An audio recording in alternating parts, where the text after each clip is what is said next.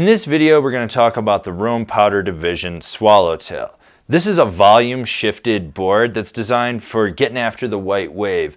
It's nimble where it needs to be, but yet it's super wide. So you're getting the same amount of surface area when you're floating, just jam-packed in a shorter length, which makes it better in trees.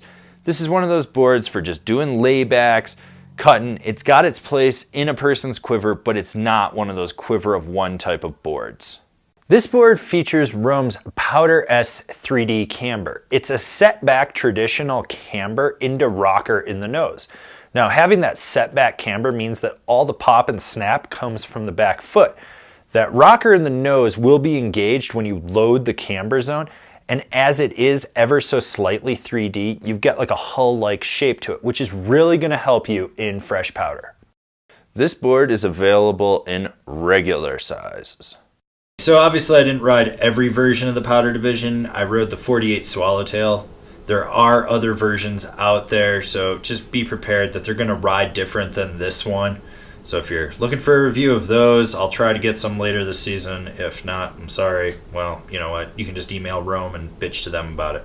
The big thing with the 48 Swallowtail Powder Division is that it's a short, fat stiffy. Yeah, stiffy. Directional flex. Softer nose, stiffer tail, stiffening up in between the feet. Everything's set back. Not a lot of torsional flex to it, but there's a little bit there. I mean, I've ridden short fatties that are definitely torsionally stiffer that really don't have as much flex. Overall, with the added width of this board, you've got a stable ass ride. I mean, the nose will get some chatter, but it doesn't resonate back under the front foot. This is a board you can just plow through crud with and never worry about it washing out or buckling. It's great in deep, fresh snow. I've heard stories about really big Sasquatch of men that work for Rome that ride this as their daily driver. I don't necessarily recommend that, but hey, if you're a fucking Satchmo, go for it. Why not?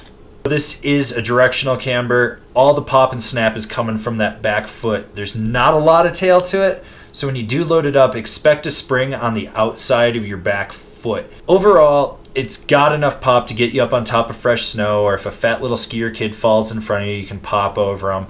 It's not the most snappy board, but it's decent. It'll get the job done. So obviously it's a very directional powder board, which means you're pretty much only going to butter on the nose with it.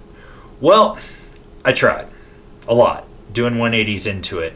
This board has a lot of rebound out of it, so when you do pop the 180 and land on the nose to butter, it's going to want to spring you right back out. This is a board that's going to fight you the whole way, which isn't necessarily a bad thing, as you can do those high-speed nose swivels and not really have to worry about it with this board. But there are other micro boards out there that are far better at buttering. This is just okay. It's just okay. It's short and wide. You'd think that it wouldn't be that great initiating the edge. Actually, it rolls from edge to edge perfectly fine. It really didn't take any extra effort. I was able to get it from toe to heel without anything. It was only when I was trying to rail really hard carves that no matter how much I leveraged it or drove into the tail, I just didn't have the weight or the boot size to really Euro carve it. So those of you with like a size 11 or bigger and guys that are probably like 200 plus pounds shouldn't have a problem with this board. It carves where you need it to be. It does hold an edge. It's very stable on edge. You'll notice that it doesn't get bucked around. 100% this board is for someone that wants a short little stubby pow board or a Sasquatch. If you're a Sasquatch of a man, you could ride this as your everyday free ride board, I guess. I don't know. I heard about it in the Not Snowboarding podcast with the Rome founders. Anyways, this board is definitely for someone that has a quiver, someone that's out there that just wants one of those short, fat pow boards. You know, they're going to go in the trees, just going to ride some low-angle pow. That's where these really shine, is low-angle pow. I will not deny that, because you just have so much surface area, you don't sink. You can keep gliding on shit that's like 20, 25 degree pitch. You don't have to worry about it. But with that said, it does fit into people's lineups of quiver. I have two short fatties. I would definitely not hesitate to add this to my lineup, so you shouldn't hesitate either. Yes, there are multiple options of the Powder Division. You've got just different tails, slightly different shapes.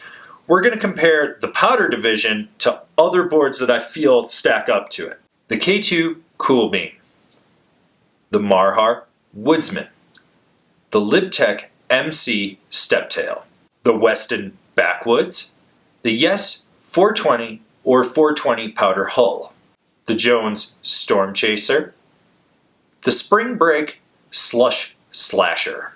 Remember to comment, share, subscribe, and like this video. That way you can see all the relevant or irrelevant snowboarding content that we're putting out for you guys. So smash that bell down below, that way you're getting a notification, and I'll see you guys in another video. If you've been enjoying all these product reviews and you haven't been buying through our affiliate program, which is down there, why don't you check out our Patreon? This is a great way for you to get involved with us. There's some great rewards on there, and it helps fund us so we can do more product reviews for you guys that enjoy what we're doing.